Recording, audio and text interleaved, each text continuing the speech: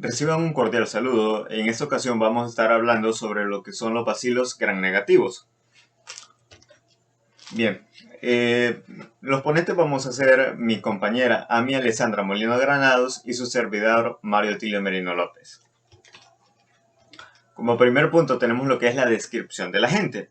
Aquí vamos a tocar lo que son unas características generales. Vamos a decir que la familia de las enterobacterias se encuentran entre las bacterias más grandes porque van desde los 2 hasta los 4 micrómetros de longitud, con bordes paralelos y extremos redondeados. A su vez, su forma es bastante variada, pues va desde los cocobacilos grandes hasta los bacilos elongados filamentosos. Estos microorganismos que pertenecen a las enterobacterias no forman esporas ni presentan tinción ácido resistente. La pared celular, las membranas celulares, así como sus estructuras internas son similares desde el punto de vista morfológico. Los componentes de la pared celular y sus superficies celulares, que son antigénicas, han sido ampliamente estudiados en algunos géneros y constituyen la base de los sistemas que diferencian las especies en serotipo. Vamos a estar hablando sobre el serotipo O157H7 del Escherichia coli. Bien, vamos a decir de que estos géneros poseen las siguientes características. Primero, son bacilos gram negativos, lo decía el título, ¿verdad? Estos pueden tener o no movimiento. Se multiplican en medios con peptona o extracto de carne. Es sin necesidad de añadir otros complementos como cloruro de sodio. Tienen una buena multiplicación en agar de McConkey. Asimismo son anaerobios facultativos, es decir, de que estos se desarrollan en medios con o sin oxígeno. Fermentan en vez de oxidar glucosa, a menudo produciendo gas. Son catalasa positivo o oxidasa negativa, a excepción de la plesiomonas, y reducen nitrato a nitrito. Se diferencian a nivel de especies por prueba bioquímica, ¿de acuerdo? Las enterobacterias poseen una notable actividad metabólica y son capaces de utilizar diferentes sustratos como una fuente de energía, tanto por vía fermentativa como por vía oxidativa. Por ello, estas bacterias crecen bien en medios generales, incluso en los que presentan menor aporte nutritivo. Vamos a seguir diciendo que los miembros de esta familia pueden desarrollarse en medios selectivos diferenciales, como el agar de McConkey, lo tocábamos en el punto número 3, el agar eosinazol de metileno, que incorporan pequeñas concentraciones de diversos compuestos químicos, tales como ácidos biliares, el cristal violeta o citrato sódico, que inhiben las bacterias gram positivas. La capacidad diferencial de estos medios está basada en la fermentación de lo que es la lactosa, que es el principal criterio metabólico usado en la diferenciación de las especies de esta familia. Vamos a estar hablando también sobre lo que son las estructuras antigénicas. Bien, vamos a hablar sobre los antígenos. En los antígenos sabemos que es una sustancia o una partícula molécula capaz de producir lo que son anticuerpos en un individuo y así generar una respuesta inmune. Las enterobacterias tienen una clasificación, una estructura antigénica bastante compleja, pues se clasifica en más de 150 antígenos somáticos termolábiles, los diferentes, lo que son los lipopolisacáridos, el antígeno O, más de 100 antígenos K capsulares y más de 50 antígenos H, que son los flagelares. Los lipopolisacáridos de la membrana externa, que son los antígenos O, se denominados antígenos O. Su especificidad antigénica depende de la composición de lo que son los carbohidratos que forman cadenas laterales de polidosacáridos terminales, largas unidos con un polidosacárido central y un lípido A. Los lipopolidosacáridos de la superficie celular pueden formar una cápsula definida o una cápsula adherente adomorfa. Es al que denominamos el antígeno K, que decíamos que hay más de 100 antígenos, ¿verdad? Las cepas móviles tienen proteínas en los flagelos perítricos, en las cuales se extienden más allá de la pared celular, denominándose antígeno H. Muchas enterobacterias tienen posibilidades superficiales, o sea, la fibra, que son proteínas antígenas, pero que no reciben una nomenclatura formal. Los antígenos O, K y H se utilizan para subdividir las especies en múltiples serotipos, las cuales se vienen expresando con una letra y el número del antígeno específico, como el serotipo O157H7 de la Escherichia coli, la causa de múltiples episodios epidémicos de infecciones transmitidas por los alimentos. Como les decía, vamos a estar hablando en general de las enterobacterias y también sobre este serotipo en específico. Continuando, tenemos el segundo punto, lo cual es la historia de la enfermedad. Bien, aquí vamos a abordar lo que es la Escherichia, el género Escherichia. ¿De acuerdo? La definición del género Escherichia estuvo dado por Wilson y también por Mills. Ambos eran profesores de bacteriología en la Universidad de London. Esto se dio en 1964. ¿De acuerdo? 20 años más tarde, en 1984, vieron que este género cumplía todas las características, todos los criterios, y por lo tanto fue admitido dentro de aquella familia, lo que son las enterobacterias. Un año más tarde, en 1985, se definieron todas las propiedades y características de la Escherichia coli. 2 años más tarde, en 1987, se descubrieron nuevas especies de Escherichia, tales como la Escherichia balatae, la Escherichia fergusoni, todas estas entre otras, ¿verdad? Todas esas muy diferentes a lo que es la Escherichia coli. Vamos al punto número 3, el cual consta de lo que es la epidemiología y la distribución.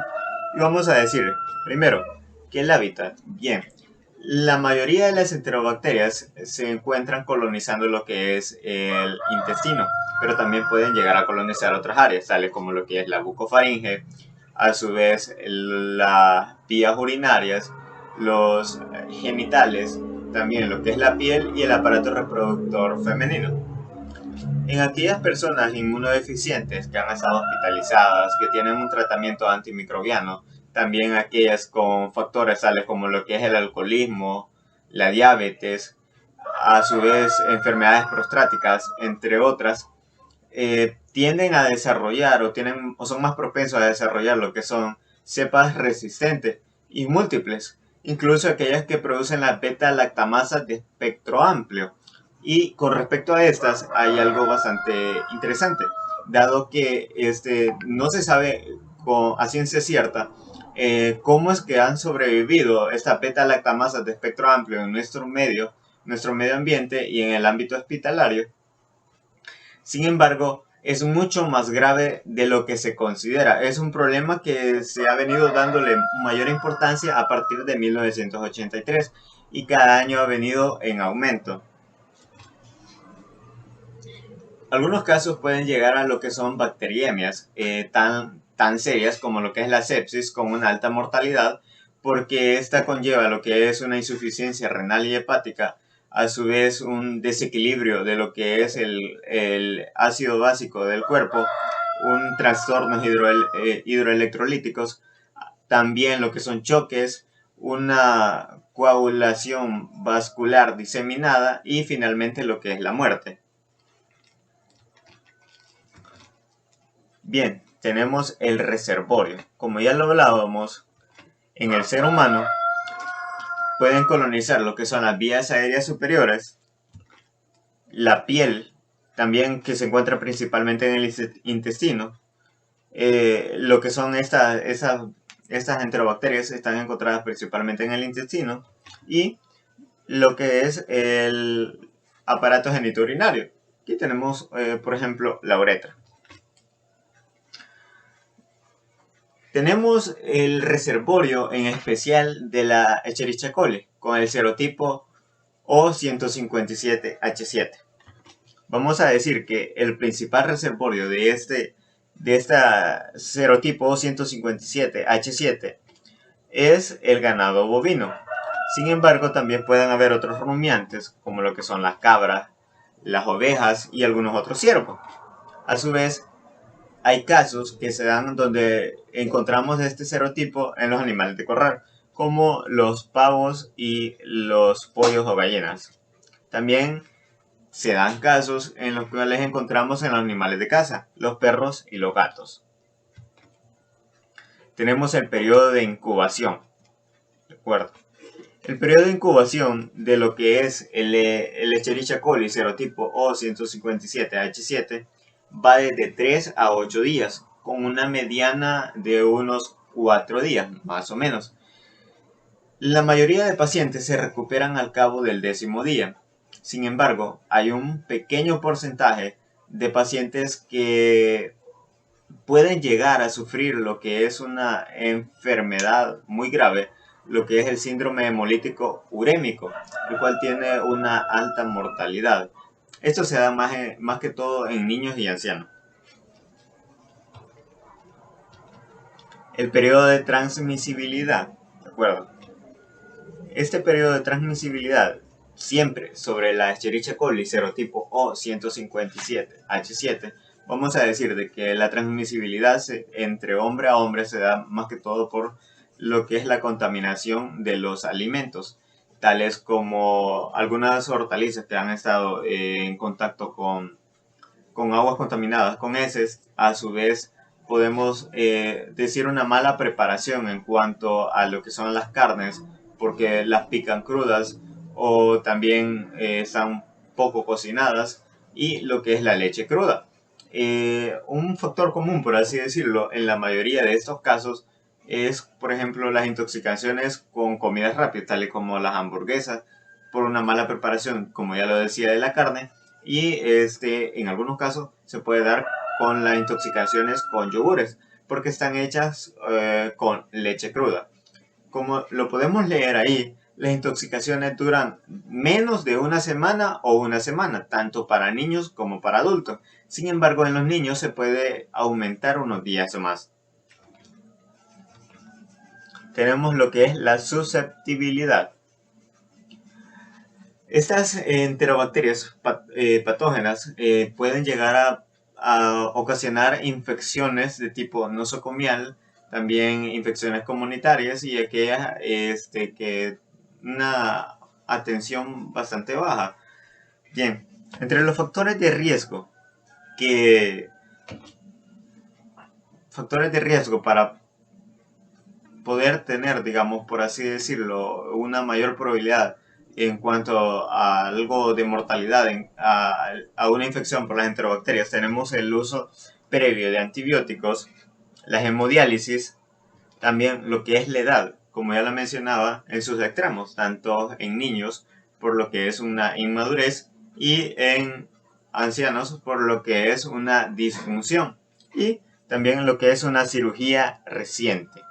Continuando con mi última participación acerca de la patogenia y la patología, vamos a mencionar que entre los factores de virulencia tienen lo que son las fimbrias, las cuales les sirven para adherirse a las mucosas.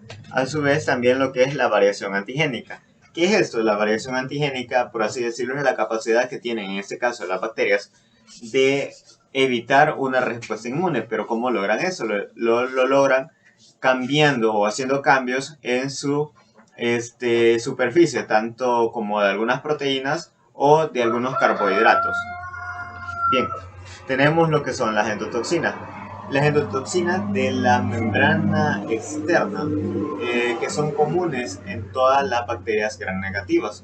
También tenemos algunas enterobacterias que producen exotoxinas de origen proteínico, las cuales actúan sobre las células hospedadoras al dañar las membranas. También inhiben la síntesis de proteínas o alteran las vías metabólicas.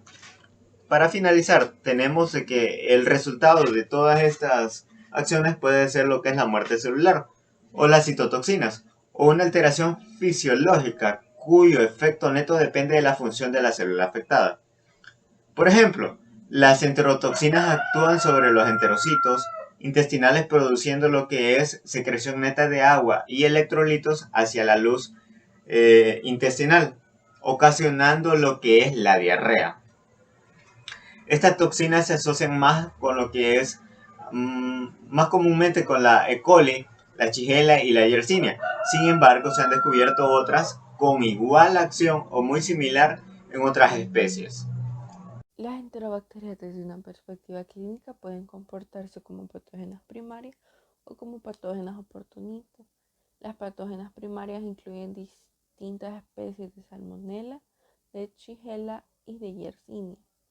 En el caso de la Escherichia coli se comporta tanto como patógeno primario, produciendo la gastroenteritis, como patógeno oportunista en las infecciones extraintestinales, como por ejemplo la infección del tracto urinario, la bacteriemia, las infecciones intraabdominales y las infecciones de las heridas quirúrgicas, siendo la mayoría de estas infecciones de adquisición nosocomial. Quiere decir que se transmiten entre el personal de salud que labora en dicha institución. Las enterobacterias oportunistas incluyen a la Klebsiella pneumoniae y esta es causa frecuente de infecciones nosocomiales y causa también cuadros similares a los descritos para la Escherichia coli, para las especies de Proteus, de Enterobacter, de Citrobacter, de Morganella y de Serratia. Estas producen infecciones nosocomiales o asociadas también a cuidados sanitarios en la mayoría de los casos. Y con frecuencia estas infecciones suelen ser polimicrobianas. Las enterobacterias producen una gran variedad de infecciones y es más amplia que cualquier grupo de agentes microbianos, lo que incluye los estados infecciosos más comunes, que son la infección de vías urinarias y las infecciones intestinales. Bueno, infecciones oportunistas. Aquí podemos decir que las enterobacterias están preparadas para tomar ventaja de su presencia habitual en el ambiente y como parte también de la flora normal para producir enfermedades cuando obtienen acceso a cavidades corporales que comúnmente son estériles. Las estructuras de superficie como las pilosidades o las vellosidades favorecen este proceso en algunas especies y seguramente lo llevan a cabo para muchas otras también.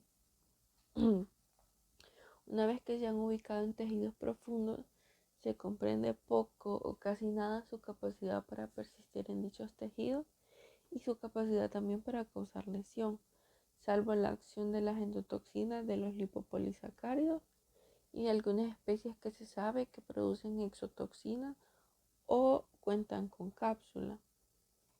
El prototipo de infección oportunista es la infección de vías urinarias, en la cual las enterobacterias logran el acceso a la vejiga, ya sea por traumatismos menores o también por instrumentación contaminada.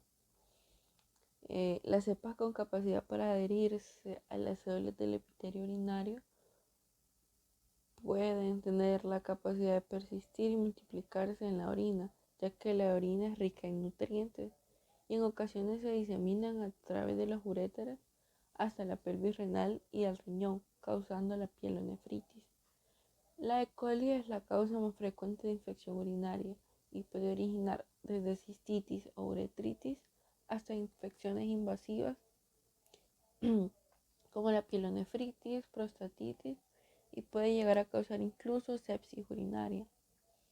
La herencia de las cepas uropatógenas al epitelio del tracto urinario se facilita por la presencia de las fimbrias P. Estas cepas tienen como frecuencia que las detectadas en las heces de las personas tienen cápsula, hemolicina, factor necrosante citotóxico y tienen también sistema de captación del hierro. El origen más frecuente de la bacteriemia es urinario y es particularmente cuando hay obstrucción y puede ser abdominal también por absceso abdominal o por alguna obstrucción biliar.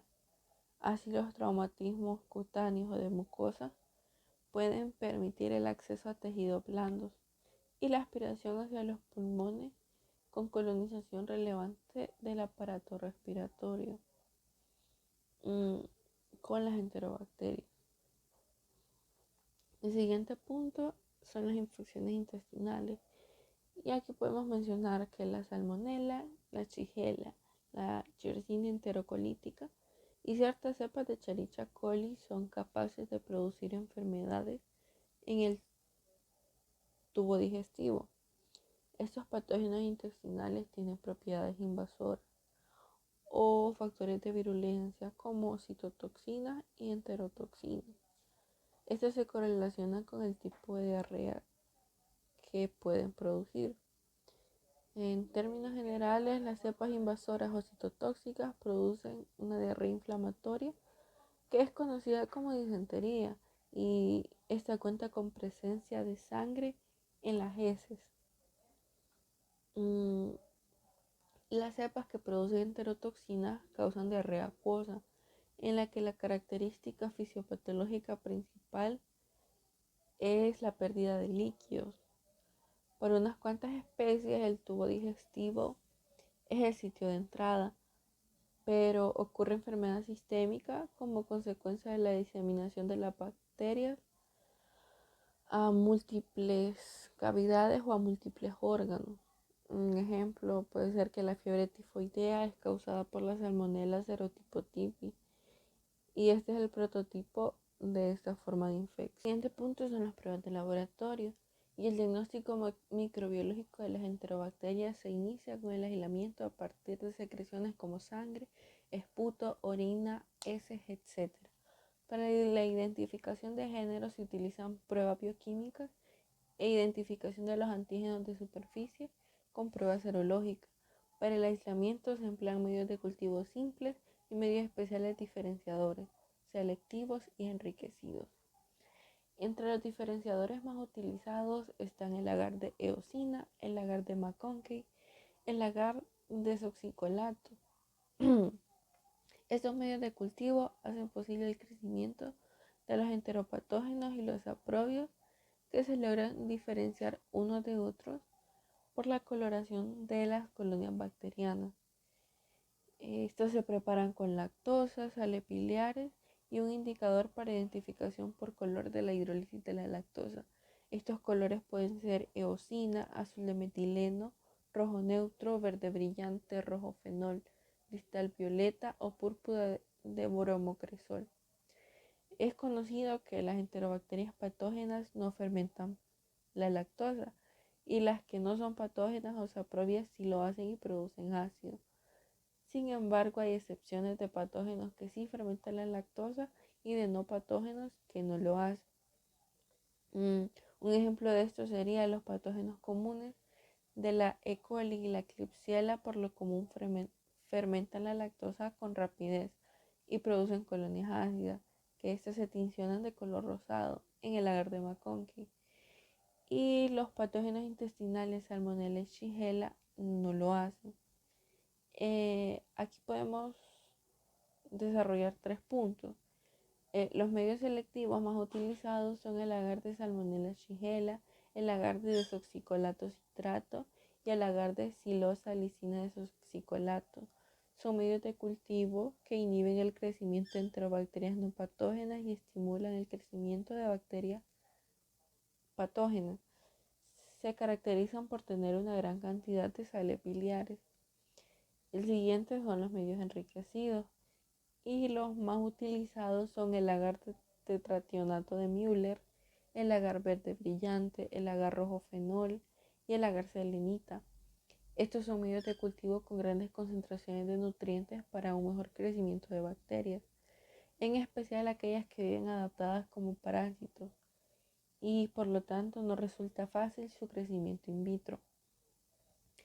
Y el siguiente punto serían las pruebas bioquímicas. Las pruebas más utilizadas en la articulación de enterobacterias incluyen la producción de indol, la prueba de rojo de metilo, prueba de Voges-Proskauer, que esta es la producción de acetilmetilcarbinol. Tenemos la utilización de citrato de sodio como fuente de carbono, la producción de ácido sulfídrico, hidrólisis de la urea, producción de fenilalanina de aminasa, la lisina descarboxilasa, la arginina deshidroxilasa, la ornitina descarboxilasa, hidrólisis de la gelatina y fermentación de las azúcares. como la glucosa, la lactosa, la sacarosa, el manitol, el dulcitol, el adonitol, sorbitol, silosa, melobiosa, etc. Los cultivos con pruebas bioquímicas se mantienen en crecimiento de 24 a 48 horas y luego se procede a su lectura e interpretación microbiana. El siguiente punto es el diagnóstico diferencial. La ausencia de actividad de citocromo oxidasa es una característica importante debido a que se puede determinar rápidamente mediante una sencilla prueba y se utiliza para diferenciar a las enterobacterias de otros bacilos gram negativos, fermentadores y no fermentadores. Se ha utilizado el aspecto de las bacterias en los medios de cultivo para diferenciar los miembros más frecuentes de la familia de las enterobacterias. Por ejemplo, la capacidad de fermentar la lactosa, detectada por cambio en el color de medios de cultivo que contiene lactosa, como el agar de McConkey. Se ha utilizado para distinguir a las cepas fermentadoras de lactosa de las cepas que no fermentan la lactosa o lo hacen de manera lenta.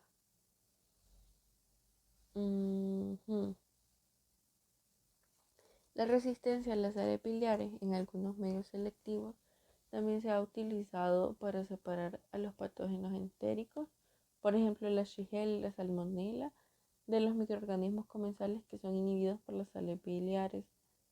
Estas son las bacterias gram positivas y algunas gram negativas que están presentes en el aparato digestivo. Así, la utilización de medios de cultivo que valoran la fermentación de la lactosa y la resistencia a las sales biliares constituye una prueba de cribado rápida para los patógenos entéricos, que de otra manera serían difíciles de detectar en muestras de heces diarreicas, en las que puede haber numerosos microorganismos presentes. Algunas enterobacterias, como la Klebsiella, presentan un aspecto mucoide característico.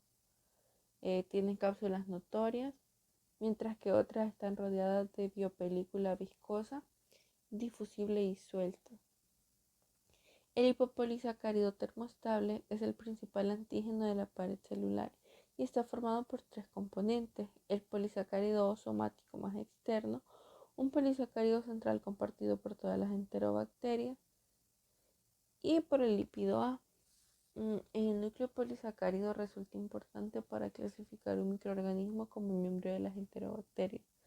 El polisacárido O es importante para la clasificación epidemiológica de las cepas dentro de una especie, y el componente lipídico A del lipopolisacárido es el responsable de la actividad de la endotoxina, un importante factor de virulencia. La clasificación epidemiológica o serológica de las enterobacterias se basa en tres grandes grupos de antígenos: los O somáticos, los K de cápsula y las proteínas H de los flagelos bacterianos. Los antígenos O específicos de cepa están presentes en cada género y especie, aunque es frecuente la reactividad de los géneros que están muy relacionados. Los antígenos K no se usan frecuentemente para tipificar las cepas, pero son importantes porque pueden interferir en la detección de los antígenos O. Los antígenos H son proteínas flagelares termolábiles. La detección de estos antígenos tiene relevancia clínica, más allá de los estudios epidemiológicos, ya que algunas especies patógenas de bacterias se asocian a serotipos O y H específicos. El siguiente punto es el tratamiento. Y el tratamiento antimicrobiano es fundamental para superar las infecciones con enterobacterias. Por desgracia, las combinaciones de resistencia determinadas por los plásmidos y los cromosomas pueden producir una gran variabilidad en todas las bacterias en cuanto a la susceptibilidad a fármacos antimicrobianos. Por lo común, son resistentes a concentraciones elevadas de penicilina G, de eritromicina, de clindamicina, aunque pueden ser susceptibles a beta-lactámicos de amplio espectro, aminoglucósidos, tetraciclinas, cloranfenicol, sulfonamidas, quilononas, nitrofurantoína y antibióticos polipeptídicos. La probabilidad de resistencia varía entre los géneros bacterianos y en diferentes entornos epidemiológicos, pero la susceptibilidad de una cepa individual debe estudiarse mediante pruebas in vitro. El siguiente punto son las complicaciones. y se estima que hasta un 10% de los pacientes con infección por Escherichia coli, productora de toxina Shiga, puede desarrollar un síndrome llamado síndrome hemolítico urémico con una tasa de letalidad del 3 al 5%. Globalmente, este síndrome es la causa más común de insuficiencia renal aguda en los niños de corta edad. Puede aparecer también complicaciones neurológicas, entre ellas están las convulsiones, los accidentes cerebrovasculares y coma. En el 25% de los pacientes con CHU como secuelas renales crónicas, generalmente leves en aproximadamente un 50% de las personas que sobreviven. Las personas que sufren diarrea sanguinolenta o calambres intraabdominales intensos deben buscar con urgencia atención médica. Los antibióticos no deben formar parte del tratamiento para los pacientes con enfermedad por E. coli productora de la toxina de Shiga.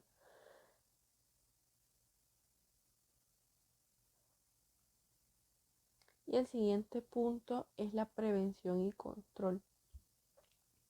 Bueno, es difícil prevenir las infecciones por enterobacterias debido a que estos microorganismos constituyen un elemento fundamental en la microbiota endógena.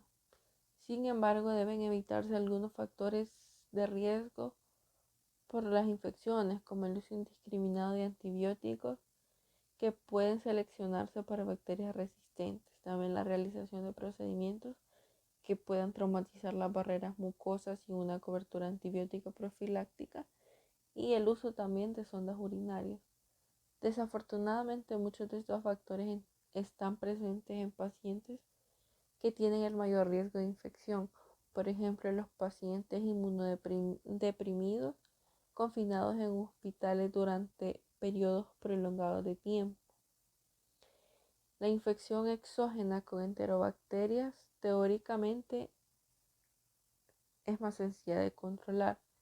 Por ejemplo, la fuente de infecciones con microorganismos como la salmonela está bien definida. Sin embargo, existen bacterias que son ubicuas en las aves del corral y en los huevos. A no ser que se tenga cuidado en la preparación y en la refrigeración de estos alimentos, poco o casi nada se puede hacer para controlar estas infecciones. Los microorganismos de Shigella se transmiten fundamentalmente en los niños pequeños, pero es muy difícil interrumpir la transmisión fecal mano-oral responsable de la diseminación de la infección en este grupo de la población. Los brotes de infecciones solo se pueden prevenir y controlar de manera eficaz a través de la educación y la introducción de medidas eficaces para el control de las infecciones, medidas que pueden ser el lavado de manos, la destrucción correcta de la ropa de cama y de los pañales sucios e infectados en los lugares donde suelen ocurrir estas infecciones. No se dispone todavía ninguna vacuna contra la Yersinia pestis, aunque es probable que esta situación se modifique debido a su posible utilización en acciones de terrorismo biológico. Se comercializan 2 vacunas contra la Salmonella typhi, una vacuna atenuada oral y una vacuna basada en el polisacárido capsular B1. Ambas vacunas confieren protección a una proporción de receptores comprendida entre el 40 y el 70%. La vacunación se recomienda a quienes viajen a zonas endémicas del mundo, por ejemplo África, Asia y Latinoamérica. La vacuna capsular B1 puede administrarse en una sola dosis, pero la vacuna viva atenuada debe administrarse en 4 dosis a lo largo de una semana.